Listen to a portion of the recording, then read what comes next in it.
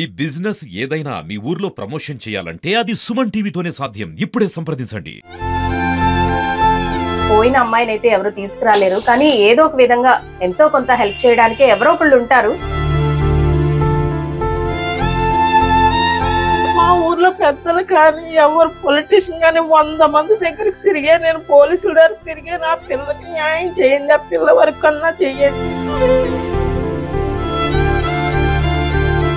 ఇప్పటికి వచ్చి కన్న తండ్రి ఒకటే ఊరు పిల్లకి ఒక బిస్కెట్లు పెట్టి తెచ్చి పెట్టింది లేదండి.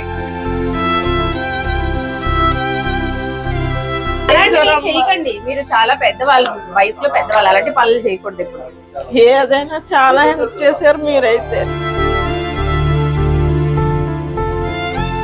నమస్తే, వెల్కమ్ టు సుమన్ టీవీ. గత సంవత్సరంన్నర క్రితం మనము ఒక వార్త అయితే సుమన్ టీవీలో టెలికాస్ట్ చేయడం జరిగింది. కాకినాడలోని మెడికవర్ హాస్పిటల్ పక్కన ఏదైతే ఈ విలేజ్ ఉందో, ఇక్కడ అప్పట్లో ఒక మర్డర్ జరిగింది. అంటే భర్తే భార్యని అతి కిరాతకంగా చెప్పేశాడనమాట. ఇదే ఇల్లు గతంలో మనం చూపించాము.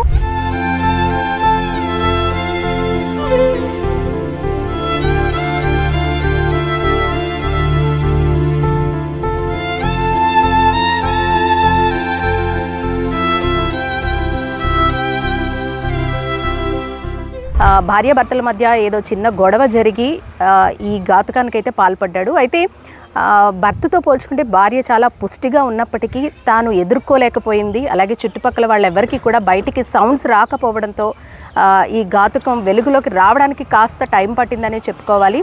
అలాగే చాలామంది ఆడపిల్లలకి జడే అందం అంటారు. ఆ జడే ఈ అమ్మాయికి యమపాశంగా మారిందని చెప్పుకోవాలి. ఎందుకంటే అంత పుష్టిగా ఉన్నా, ఎదిరించే శక్తి ఉన్నా సరే ఆ జడని గట్టిగా నులిమి పట్టుకొని ఆ అమ్మాయిని కొట్టడంతో, దారుణంగా విచక్షణారహితంగా కొట్టడంతో అక్కడికక్కడే ప్రాణాలు వదిలేసింది.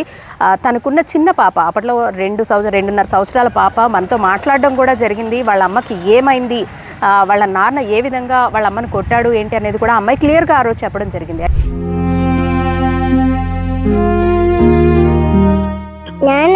నాన్న నువ్వు ఉన్నావు అప్పుడు? చూసావా? మరి నువ్వు చూసావా? నువ్వు వెళ్ళలేదు అప్పుడు?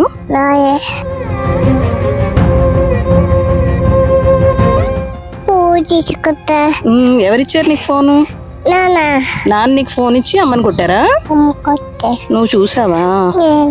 ఏడ్చావా మరి? ఏది మరి అమ్మేది? వెళ్ళిపోయిందా? అయ్యో,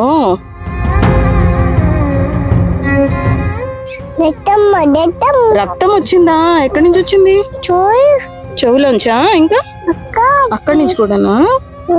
ఇంకా ఎక్కడి నుంచి వచ్చింది? నువ్వు చూసావా? గత సంవత్సరం నుంచి కూడా వీళ్ళు మన సుమన్ టీవీని అప్రోచ్ అవుతూనే ఉన్నారు, నాకు ఫోన్ చేస్తూనే ఉన్నారు, ఏదో ఒక రకంగా హెల్ప్ చేయండి అని. అయితే ప్రస్తుతం ఈ కేసు అయితే కనుక కోర్టులో నడుస్తుంది కాబట్టి దీనికి సంబంధించి మనం ఏం మాట్లాడలేము. కాకపోతే ఏంటంటే, ఇప్పుడు ఎవరైతే చనిపోయిన అంజలి ఉందో, అంజలికి తల్లి మాత్రమే ఉంది, తండ్రి లేడు. తల్లి 4 ఏళ్లలో పని చేసుకుంటూ ఆ అమ్మాయిని కష్టపడి చదివించి ఎంతో ఘనంగా వివాహం చేసింది. కట్న కానుకలు ఇచ్చి ఎంతో ఘనంగా వివాహం చేసింది. కానీ కూతురే తన అవసాన దశలో తనకి ఆసరా అవుతుంది అనుకున్న టైంలో అల్లుడు చేసిన పనికి తన కూతుర్ని పోగొట్టుకోవాల్సి వచ్చింది. దీంతో మళ్ళీ ఎలా అయితే తన కూతుర్ని పెంచి పోషించడానికి ఇప్పటి వరకు కష్టపడ్డదో, అలాగే ఇప్పుడు మనవరాల్ని పెంచి పోషించడం కోసం ఆవిడ కష్టపడుతుంది. వాళ్ళకి రోజు గడవని పరిస్థితి. ఎందుకంటే ఏ రోజు పని చేసుకుంటే ఆ రోజే డబ్బులు తెచ్చుకుని తినే పరిస్థితి వీళ్ళది. ఇప్పుడు ప్రస్తుతం ఆ పాపకి 4 సంవత్సరాలు, స్కూల్లో జాయిన్ అయ్యే ఏజ్. అయితే ఆ అమ్మాయి స్కూల్లో జాయిన్ అవ్వడానికి కానీ, వీళ్ళకి తినడానికి కానీ, ఎలాంటి పోషణకి ఎలాంటి అవకాశం లేకపోవడంతో ఆవిడ మళ్ళీ అప్రోచ్ అవ్వడం జరిగింది. మనం కూడా ఏంటంటే మనవంతు సాయంగా ఏదైతే కాకినాడలో సతీష్ శ్రీ యువసేన అనే ఆర్గనైజేషన్ ఉందో వాళ్ళని అప్రోచ్ అవ్వడం జరిగింది. ఆ పాప ఎడ్యుకేషన్కి పూర్తి సహాయ సహకారాలు వాళ్ళు అందిస్తానని చెప్పడం జరిగింది. అంటే వీళ్ళు ఏ స్కూల్లో జాయిన్ చేసినా సరే వాళ్ళ ఫీజు అయితే కనుక ఎవ్రీ ఇయర్ వీళ్ళు పే చేస్తానని చెప్పడం జరిగింది. సో ప్రస్తుతం అయితే మనం అంజలి వాళ్ళ ఇంటి దగ్గరే ఉన్నాము, మాట్లాడే ప్రయత్నం చేద్దాం.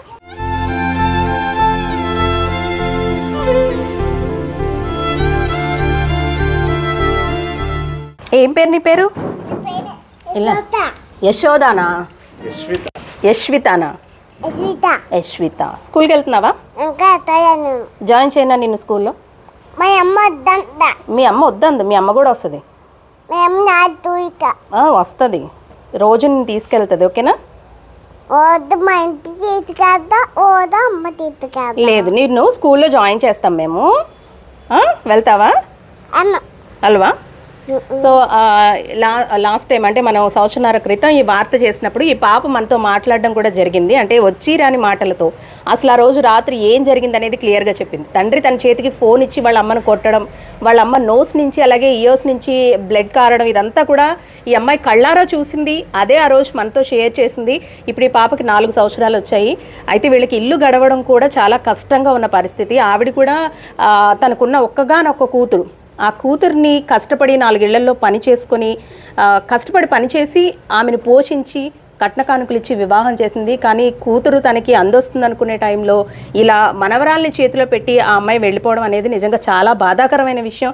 అసలు ఏం జరిగింది ఏంటి ఒకసారి ఆమెను కూడా అడుగుదాం. సంవత్సరంన్నర క్రితం మీ దగ్గరికి వచ్చాను. మళ్ళీ ఇలా రావడం అనేది నిజంగా ఒక రకంగా సంతోషంగానే ఉంది. ఎందుకంటే మీ పరిస్థితిని అర్థం చేసుకుని మీకు హెల్ప్ చేయడానికి మీరు బాధపడకండి. ఇంకా మీ పోయిన అమ్మాయిని అయితే ఎవరు తీసుకురాలేరు, కానీ ఏదో ఒక విధంగా ఎంతో కొంత హెల్ప్ చేయడానికి ఎవరో ఒకళ్ళు ఉంటారు. అది మనకి ఈ రోజు సతీష్ గారి రూపంలో నిజంగా మీకు ఈ హెల్ప్ అనేది చేయడం అయితే జరుగుతుంది. బాధపడకండి. మీరు చాలా రెస్పెక్ట్ అయ్యారు. మా ప్రతి దాంట్లో మీ వల్లే కొంచెం బయటికి వెళ్ళింది, లేకపోతే మొత్తం అంతా మూసి ఏమి లేకుండా చేసేద్దరు. అస్సలు ఎవరు మా ఊర్లో పెద్దలు కానీ ఎవరు పొలిటీషియన్ కానీ 100 మంది దగ్గరికి తిరిగే, నేను పోలీసుల దగ్గర తిరిగే, నా పిల్లకి న్యాయం చేయండి, ఆ పిల్ల వరకు అన్నా చెయ్యండి, ఎలాగైతే అలాగే నేను ఒప్పుకుంటాను. ప్రతిదీ సాక్ష్యం కూడా రివర్స్ లో చెప్తాను. ఆ పిల్లకి ఆధారం పెట్టండి, దిక్కులేనిది అయిపోయిందన్నా సరే ఇప్పటికొచ్చి కన్న తండ్రి ఒకటే ఊరు పిల్లకి ఒక బిస్కెట్లు పెట్టి తెచ్చి పెట్టింది లేదండి.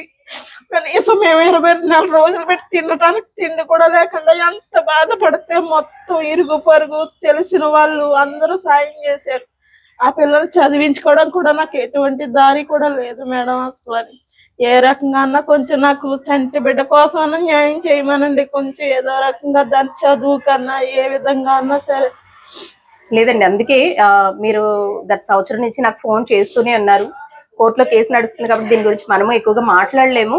కానీ ఎవరైతే మీ మనవరాలు ఎవరైతే ఉందో తన ఎడ్యుకేషన్ కోసం నేను సతీష్ గారిని అడగడం జరిగింది. అడిగిన వెంటనే కూడా సతీష్ గారు చాలా తొందరగా రెస్పాండ్ అయ్యారు. లేదు మేడం, మనం చేద్దాము, ఈ పాప ఎడ్యుకేషన్ కి సంబంధించి బాధ్యత అంతా మనం తీసుకుందాం అన్నారు.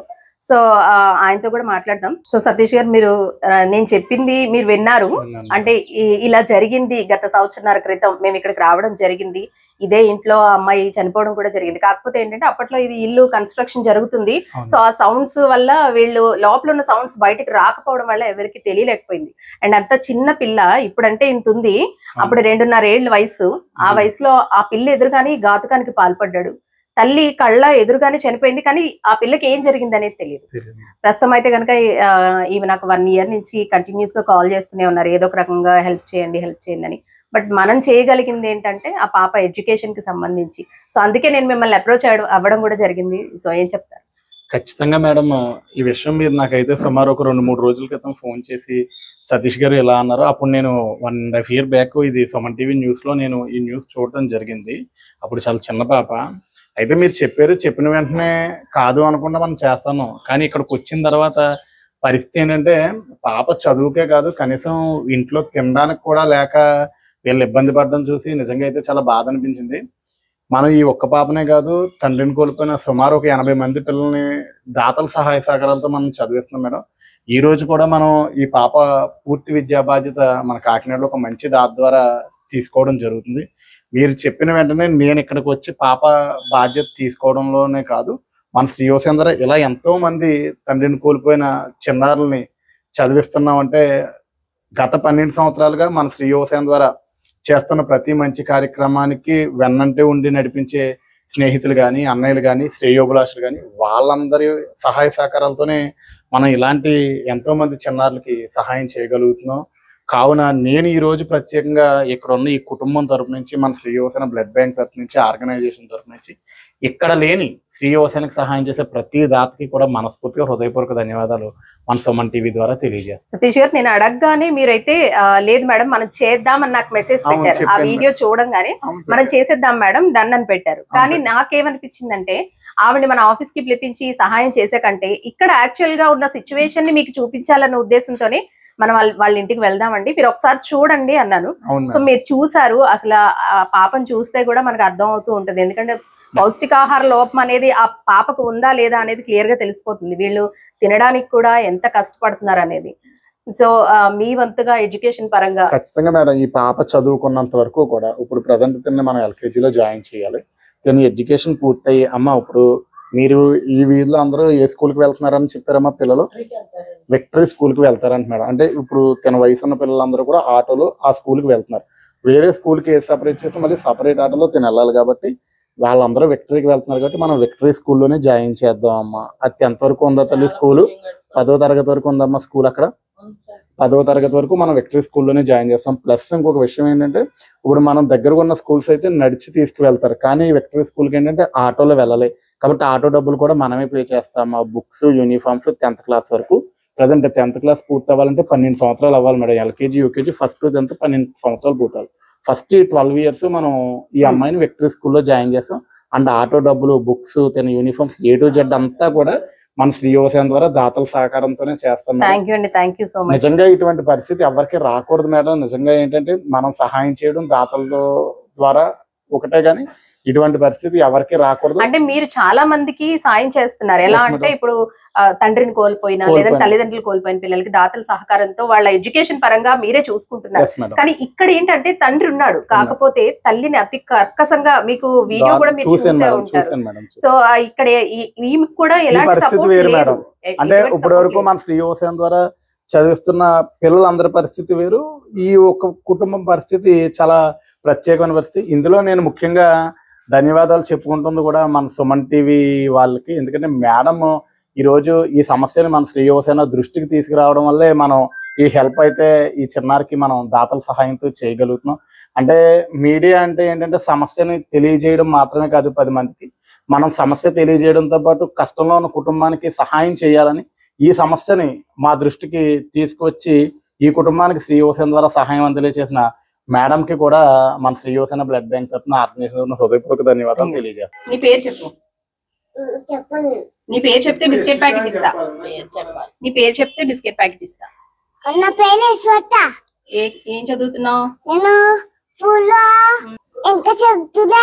ఇంకా చదవట్లేదా? సరే, ఇప్పుడు స్కూల్లో జాయిన్ చేస్తాం, నువ్వు వెళ్తున్నావంట. ఓకేనా? ఓకేనా? వెళ్తావా? ఆటోలో వెళ్తావా స్కూల్ కి? ఇప్పుడు సాయంత్రం వెళ్తాను. అదే సాయంత్రం ఆటోలో స్కూల్ కి వెళ్తావా? వెళ్తాను. వెళ్తావా? నీకు ఇష్టమా స్కూల్ అంటే? స్కూల్ కి వెళ్తాను. ఏ స్కూల్ కి వెళ్తావు? విక్టరీ స్కూల్ కి వెళ్తావా? ఓకే, మాతో వచ్చేస్తావా? రావా? మీ అమ్మమ్మని కూడా తీసుకెళ్దాం. మా అమ్మ వద్దు. వద్దా? నువ్వు ఒకదాన్ని వచ్చేస్తావా? నేను ఉంటాను.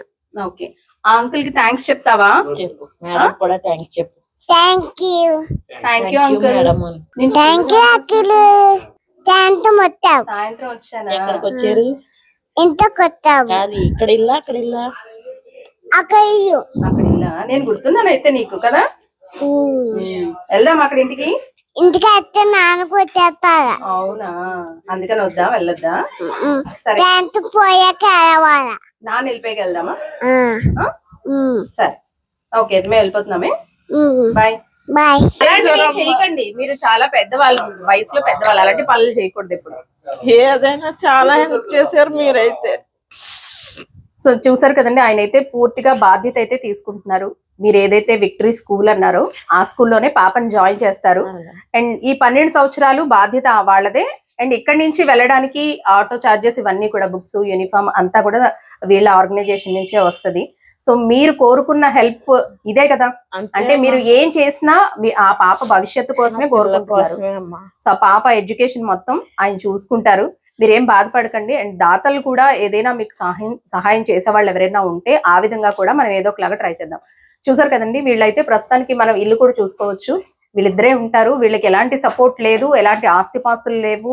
అప్పటి నుంచి కూడా అంటే రెక్కాడితే గానీ డొక్కాడిన కుటుంబం వీళ్ళది. ఆవిడ కష్టపడి హోటల్లో వాటిల్లో పని చేసుకుంటూ ఆ పాపని పోషించుకుంటూ ఉంటది. ఇప్పుడు కూడా ఏంటంటే ఈ పాప ఈవిడ పనికి వెళ్ళాలన్నా సరే పాప కాస్త అడ్డుగా ఉంటుంది. ఎందుకంటే చంటి పిల్లతో పనికి వెళితే అక్కడ వాళ్ళు కూడా ఒప్పుకోవట్లేదు, అందుకే నేను ఏ పనికి వెళ్ళలేకపోతున్నాను అంటూ కూడా ఆవిడ చెబుతోంది. సో వీళ్ళ పరిస్థితి అయితే అతి దయనీయంగా ఉందండి. ఎవరైనా దాతలు గనక సహకరించాలి అనుకుంటే గనక నేను ఆమె అకౌంట్ డీటెయిల్స్ కూడా స్క్రీన్ మీద మీకు ఇస్తాను. మీరు ఏదైనా హెల్ప్ చేయాలనుకుంటే కనుక డైరెక్ట్ గా ఆవిడ అకౌంట్కే మీరు మీకు తోచినంత సహాయం అయితే చేయండి. కెమెరా పర్సన్ చిన్నతో అనుశ్రీ, సుమన్ టీవీ, కాకినాడ.